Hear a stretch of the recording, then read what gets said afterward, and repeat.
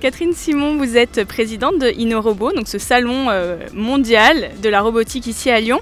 On est en 2015, qu'est-ce que les robots font et ne font pas à l'heure actuelle ? Alors aujourd'hui, le robot majordome qui réalise tous vos désirs et les anticipe, ça le fait pas. En revanche, le robot est présent dans les industries et il va rentrer dans les PME et les PMI parce qu'il devient collaboratif, de plus petite taille, plus flexible, facile à intégrer dans des chaînes de production. C'est ce qu'on appelle la cobotique. Il commence à être présent beaucoup plus dans la robotique médicale et santé avec l'assistance au personnel soignant. Il transporte les médicaments dans les institutions. Il aide le personnel soignant à soulever, coucher les malades. Il les alerte. Il fait de la chirurgie mini-invasive avec l'aide du chirurgien. Il commence à être présent bien sûr en robot domestique qui fait une tâche et une seule, mais il la fait bien et à votre place. C'est le robot aspirateur par exemple, le robot tondeuse. Ce qui vous fait pas, voilà, c'est le café, faire votre lit, ranger vos lunettes, trier votre linge sale de votre linge propre. Il saura le faire, hein, peut-être à terme, mais pour l'instant on laisse ça aux humains. Est-ce que l'Europe est bien partie sur ce marché de la robotique ? On sent que les Asiatiques et les Américains sont plutôt à la pointe. L'Europe, est-ce que vous avez confiance dans notre vieux continent ?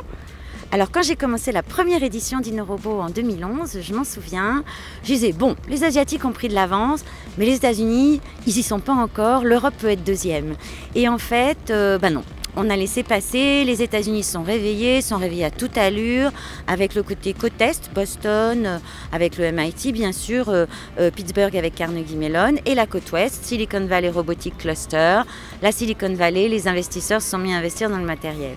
On a quand même notre chance à jouer avec cette cobotique dont je parlais parce qu'on a un tissu génial de PME-PMI qui sont parfois extrêmement compétitives mondialement et qui s'internationalisent par ce savoir-faire particulier et extraordinaire qu'elles ont.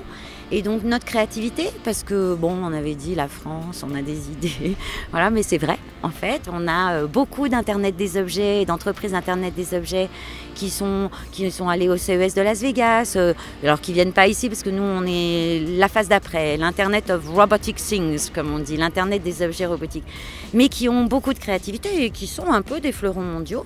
Donc je pense qu'on a notre rôle à jouer dans le génie logiciel. Dans la recherche, on est 3e mondiaux en termes de recherche et il faut juste faire les ponts vers l'industrie. Et puis sur certains fleurons français de micro, mécatronique, de robotique médicale, les drones, on est très très fort. Quels sont d'après vous les enjeux et les grands défis qui viennent pour le marché de la robotique ? Alors il y a un défi culturel pour l'Europe parce que les Japonais et les Asiatiques d'une manière générale, ils aiment la robotique, ils aiment les robots, ils les considèrent comme des amis. Et donc ils ont plutôt envie, ça leur résout des problèmes sociétaux majeurs, le problème démographique, le problème de l'assistance à la personne âgée. En Europe, nous, on a ce côté culturel de la machine qui va se rebeller contre nous, qui va nous rendre esclaves de la machine. Et donc, on a déjà un défi culturel de faire comprendre aux gens que le robot, c'est pas ce qu'on fantasme et dont on a peur.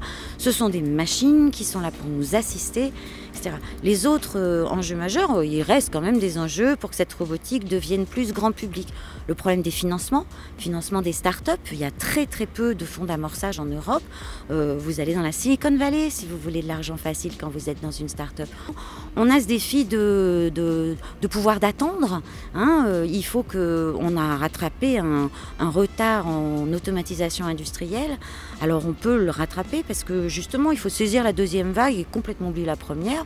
Au moins on n'a pas de stock qui devient obsolète à remplacer. Donc ça c'est plutôt une bonne nouvelle. Par contre il faut l'embrasser maintenant, la robotique collaborative. Il faut y aller.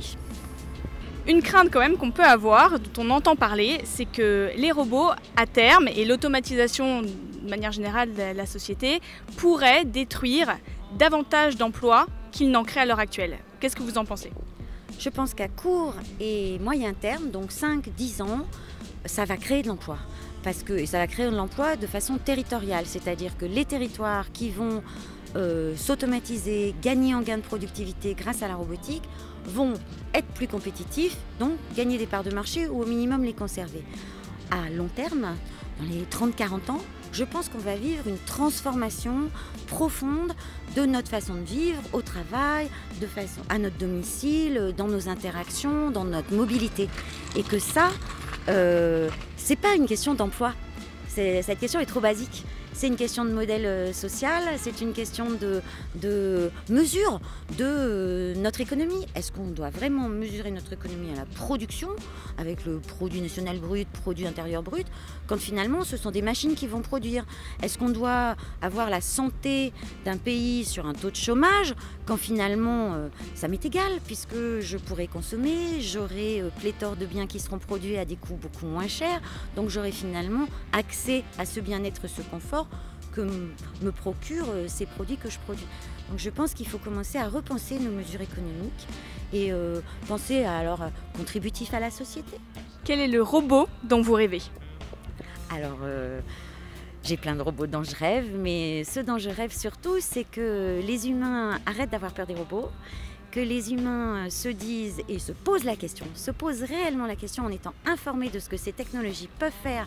Ça peut enlever le handicap. Le mot handicap peut disparaître de notre vocabulaire. Le mot accident de la route peut disparaître de notre vocabulaire. Je voudrais que l'humain soit bienveillant et qu'on aille vers une réflexion profonde sur quelle éthique, quelle valeur pour ces technologies robotiques et comment on peut les utiliser pour un monde meilleur, un peu utopiste. D'accord. Catherine Simon, quelle est la question que je ne vous ai pas posée et à laquelle vous auriez aimé répondre? Alors, j'aimerais que vous me posiez la question de mais qui y a derrière InnoRobot?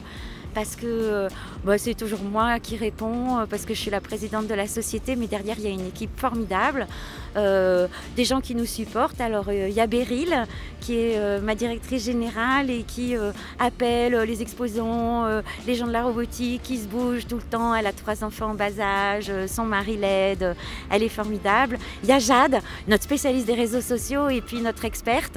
Elle est roboticienne, elle a un PhD en robotique, elle sait magnifiquement bien parler aux chercheurs, que des fois moi je comprends pas toujours ce qu'ils me disent, et elle comprend tout et elle est fabuleuse et pétillante d'énergie. Il y a Benoît qui nous supporte, le pauvre Benoît, c'est le seul bonhomme dans notre équipe et c'est notre logisticien, c'est lui qui monte le salon et il se pique des crises parce qu'on n'est pas des spécialistes de l'événementiel. Nous, ce qui nous plaît, c'est de faire sortir des petites start-up et des petites boîtes et de donner une part de voix à tout le monde. Et il dit non mais Catherine, c'est un événement. Voilà, j'aimerais qu'on parle de mon équipe. Merci Catherine Simon. Merci.